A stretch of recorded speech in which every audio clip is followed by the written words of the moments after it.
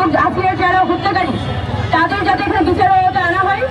এবং শুধুমাত্র আসিয়া পর্যন্ত আমরা এখানে সীমাবদ্ধ থাকবো না, কারণ আসিয়া হয়তো একটা ছোট বাচ্চা যার ঘটনাটা আমাদের সবার হৃদয় নাড়িয়ে দিয়েছে, কিন্তু আরো অনেক আসিয়া আমাদের প্রত্যন্ত অঞ্চলগুলোতে দিনের পর দিন ধর্ষণের শিকার হচ্ছে, যৌন নিপীড়নের শিকার হচ্ছে, কিন্তু এগুলো কখনো খবরের কাগজের পাতায় আসে না।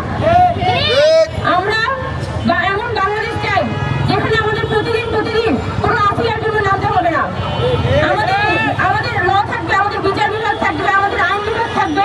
তারা এমন ভাবে দেশের সিস্টেমটা ডেভেলপ করবে যাতে ধর্ষক ধরা পড়া মাত্রই দ্রুততম সময়ের মধ্যে তার বিচার কার্য সম্পন্ন হয়। আমরা সেজন্য এই ধর্ষণ বিরোধী মঞ্চ থেকে আমরা আইন উপদেষ্টা এবং প্রধান বিচারপতি বরাবর আমরা স্মারকলিপি দিয়েছিলাম আগে, এবং সেখানে আমরা বলেছি যে দ্রুততম সময়ের মধ্যে যাতে বাংলাদেশে শুধুমাত্র ধর্ষণের যে কেসগুলো আছে, ধর্ষণের যে মামলাগুলো আছে, সেগুলো নিষ্পত্তি করার জন্য একটি ধর্ষণ বিষয়ক একটি বিশেষ ট্রাইব্যুনাল যাতে গঠন করা হয়।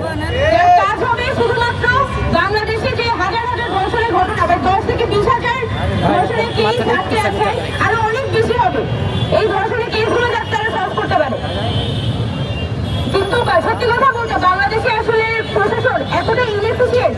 আমাদের ধর্ষণের আলামতগুলো যদি আপনি পরীক্ষা করতে যান তাহলে দেখবেন যে বাংলাদেশে শুধুমাত্র 2টা মাত্র ফরেনসিক ল্যাব আছে এবং 2টাই ঢাকায়। তো সারা বাংলাদেশের যত ধর্ষণের আলামত সবগুলো টেস্ট হয় এই 2টা ল্যাবে।